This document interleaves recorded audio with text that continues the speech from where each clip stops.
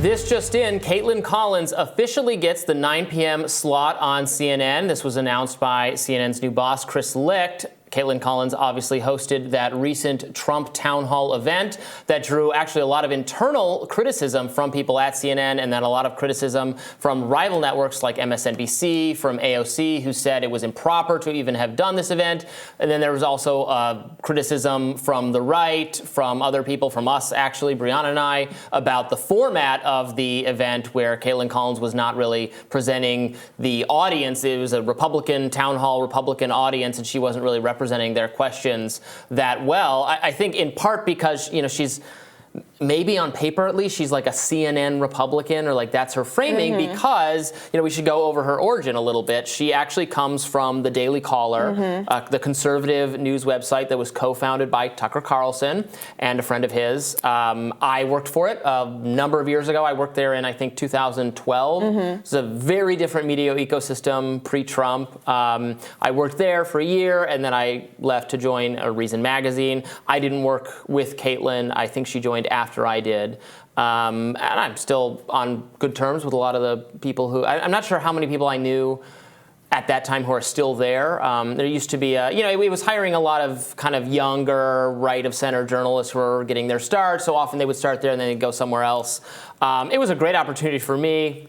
It was fantastic, and it clearly was for her. So she started out as an entertainment reporter there, and then she would not have been there when you were there because she was in college at the time, which is the timing of some of her other controversies. Sure. So the Hollywood Reporter reported back in 2018, I believe around the time that she made her transition to MSNBC, that she had used a number of gay slurs on Twitter that had been excavated the way these things tend to be excavated as someone makes a transition or an advancement in their career. She had used the F word, a derogatory term for gay people, a number of times on Twitter, and had tweeted about ambivalence about whether she wanted to room with a lesbian in college, et cetera, et cetera. She apologized for those tweets at the time. These tweets were interestingly unsurfaced by the log cabin Republicans. This wasn't exactly a liberal hit job.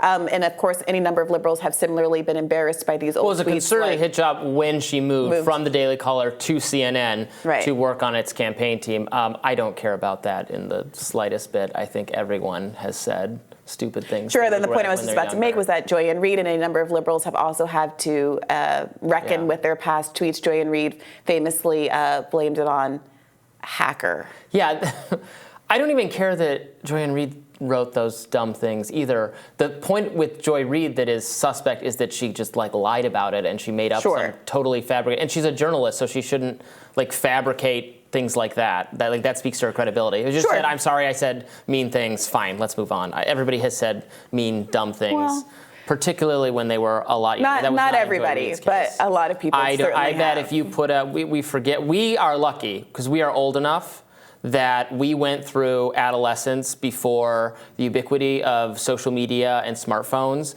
If you had maybe you're a saint. Maybe you're just, there's a beam of light shining on you. I'm a saint. But if I definitely said some cringe things in my life. 99% of people, if they'd had a camera following them throughout their entire adolescence, their every thought being transcribed and put onto the internet would be deeply embarrassed. Sure. I'm just speaking specifically about this particular homophobic slur. But the point of the matter is that she apologized for it. She is now obviously so much ensconced in the kind of liberal media ecosystem that a lot of the criticism from the right of her during the Trump town hall was that she was a liberal. And Trump seemed to peg her as such, even though they knew each other before. Trump said during the CNN town hall, like, "I know you, Kaitlan." He's very well aware of her kind of ideological and political priors. But the framing of it, the kinds of questions that she asked, the fact that obviously she was asking as a CNN host, really put her in the crosshairs of an audience that saw her as a kind of a bad faith interlocutor, I think, in a lot of ways. So now, having suffered the slings and arrows of all of that criticism in the CNN town hall, she got defended very confidently by Licht in the aftermath of that performance, and by many of her colleagues who criticized the choice of CNN to do the town hall, but most people stayed away from criticizing her specifically. She's now been rewarded with this promotion. Yeah, it makes you wonder if there was anything she could have done differently or like less well even at the town hall that would have made Chris Licht reconsider. It seems like he was all in on this move. Or maybe that was the deal in the first place. I don't know. You kind of submit yourself to what is, of course, going to be a very difficult interview with a very difficult interview subject. And on the other end, you are going to get the benefit of this new show. But I want to go back to this because I think this is important to establish. Just because she has an origin in conservative media does not mean she still is a conservative. I don't know that she's ever explained her difference in thinking, but it is clear that her views are not Trumpian whatsoever. Well, if they're still Republican, they're part of a Republican Party that just does not exist anymore. They're not in touch with what Republican voters actually care about, as evidenced by the questions. She had if that was not the case, she had an opportunity at the town hall to prove that no, she, independent of what she might think, she understands Republican voters' concerns and was gonna press Donald Trump along those lines. She didn't. Right, but her not being Trumpian or her not liking Trump does not make you not a Republican. And I understand that there's all this branding about Rhino and basically does. No. Well, it doesn't. If you don't half the Republican Party is not Trumpian and isn't especially enthusiastic about Trump. And that's okay. You can not like them. You can say that I don't think that's what the Republican Party should be. They still like Trump's policies and they like his presidency. That is not true. Of the Republican Party? Yes, it is. There is a significant number of Trump voters. That's the whole reason why people have been, theorizing about the viability of a Ron DeSantis run, is because there was a significant number of people who are tired of the drama, who are tired of having to defend the more embarrassing things that Trump does, who, yes, do like the policies, but see someone like Ron DeSantis as a more typical conservative who's not going to say things like what Trump said during the town hall, like let's bust through the deficit the deadline and not pay America's debts, and let's throw the world into economic turmoil and mess up the markets. So people who have money invested in the system and who are traditional economic conservatives, many of them are frustrated by Donald Trump. They're frustrated, but the split in the Republican Party is between people who like Trump and want him to run again and people who like Trump and don't want him to run again. Robby, there's no substantial constituency for what's CNN Republicans. That's the Mike Pence constituency. We'll watch him get 2% of the Republican primary vote. I am not a Democrat. Yeah. I maybe once identified as a Democrat, but the fact that my politics are not what the Democratic Party's politics are doesn't mean I can run around just saying Hillary's not a Democrat because I get to decide what a Democrat is. Other people identify as how they identify. They support conservatives. They don't vote for Democrats. They vote for Republicans up and down the ticket. They're Republicans. You don't get to cast her into something that she isn't and say that, oh yeah, she's like a Hillary Clinton lib just because she's a never Trump Republican. I agree that never Trump Republicans are in the minority politically. An extreme minority. A minority that is far. Go ahead. I think they're overrepresented on CNN and MSNBC. Absolutely. Well, that's what I'm saying.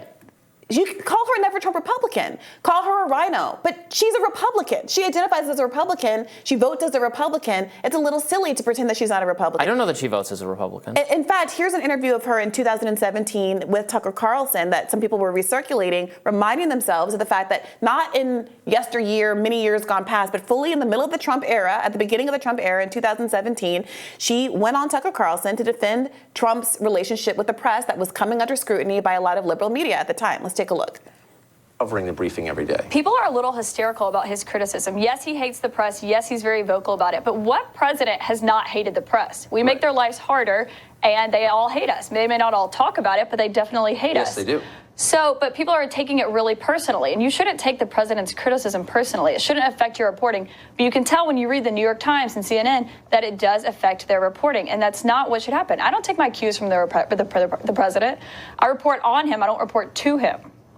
So you think that there's a personal element to this? They don't like him because he criticized. Because he calls them out by their names, and they don't like that. And then they get a lot of heat on Twitter, and then it makes them resent him, not for his policies and not for not following through on his campaign promises, but for who he is as a person. And that's not your job. Your job is not to get your feelings hurt. Yeah, that was a Republican. What we have now is not.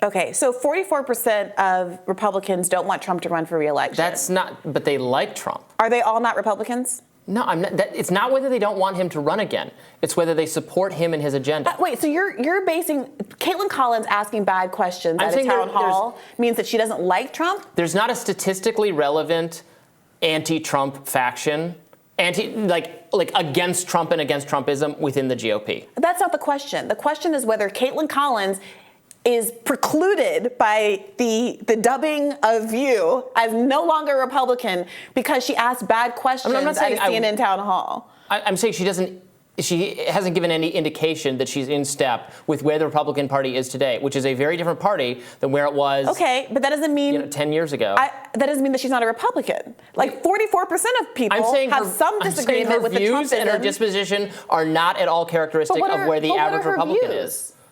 I know nothing about Kaitlan Collins' views. All right, maybe in her heart of hearts, she wants more immigration restriction and a trade war with China and to end support for Ukraine and all these things that now characterize the Republican Party.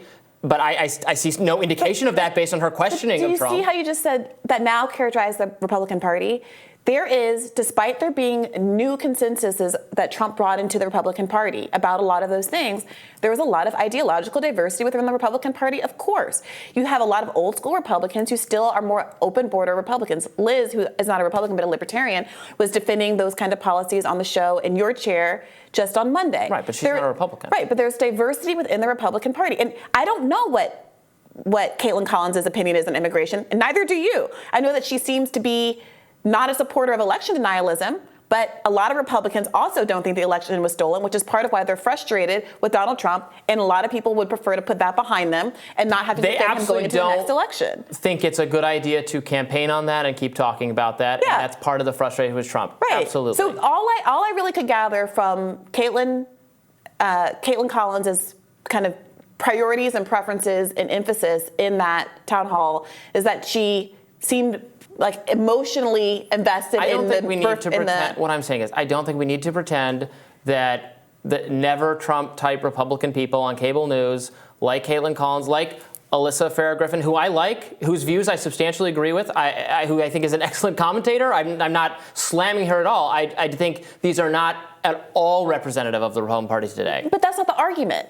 No one's asking. The question is not whether I simply mentioned that she's Republican, and there's all this bizarre pushback. Pluto can call itself a planet, but under the definitions, that no longer applies. So are you claiming that she's a Democrat? And if so, what's the evidence that her beliefs align with the Democratic Party and that she votes for the Democrats? I'm sure that it would seem to be. How are you sure? I know nothing about this woman. I don't think anybody knows anything about her. I'm listening to how she questioned Trump the other day. Do you think that Alyssa Farah is also secretly not a Republican?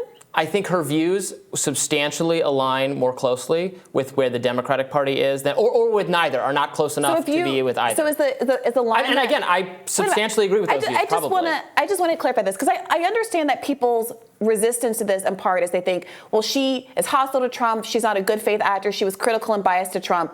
That is a fine position to take. I think that you can read that in for sure. But no, it's also the views of the party are different. They've changed. I understand that if you're trying to make a point about how she was biased in that scenario against Trump, you are perhaps going to want to push back against the idea that she's a Republican, because there's a presumption that there is a good faithness that a Republican would bring to the exchange. I understand that rhetorically, why someone would want to be really clear that they feel like she was hostile to Trump and unfair to Trump. But you can make the argument that she was hostile to Trump and unfair to Trump and not good in her questioning, things that I agree with all of those statements, without making up this claim out of nowhere, which I've seen a lot of people doing, that she just cannot be a Republican. There's diversity within the party, and that's okay. And maybe some parts of the party make you uncomfortable. The Democratic Party makes me so uncomfortable, I want nothing to do with any part of it.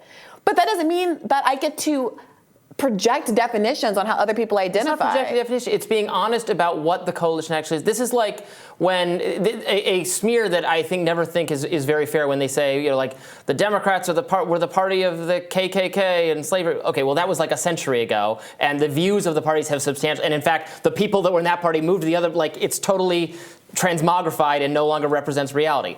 So too has happened with the views substantially of the Republican Party in the last 10 years. So that if you still hold all the views that were substantially part of the old Republican Party, you're either a Democrat, as many of them, the never Trump type people openly admit that they're rooting for Democrats, or you're just politically homeless, which I appreciate. I feel very politically homeless a lot of the time.